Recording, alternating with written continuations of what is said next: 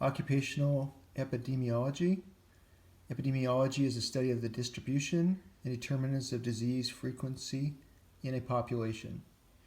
Incident rate is the number of new cases of disease per worker population per time period. Prevalence rate is the number of existing cases of a disease in a worker population at a specified time.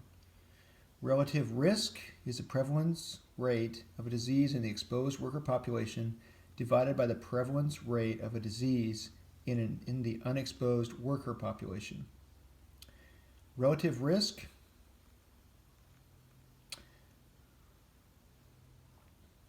is the prevalence rate of disease in the exposed worker population divided by the prevalence rate of disease in the unexposed worker population. Again,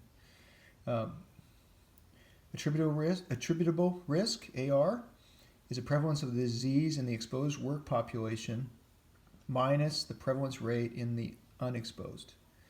Odds ratio is the approximation to relative risk for diseases of low frequency. Number of cases with the exposure times the number of controls with no exposure divided by the number of cases with no exposure times the number of controls with the exposure. 5 types of occupational health studies. There's the case report, is to present clinical information on a case. There's a case control, retrospective, identify a group of workers with a disease and examine their work history for potential exposures. There's the cohort, which is the prospective, identify a group of workers by exposure and follow them over time for development of a disease. These studies have the most power. Retrospective cohort, go back in time and identify people by exposure and follow them to the present time looking for the development of a disease. Cross-sectional is select a group of workers irrespective of exposure or disease and measure both of these over time. Mortality studies, SMR, standard mortality rate, compare the rates of an unknown population to an exposed rate. Next page. SMR is observed deaths per expected deaths times 100.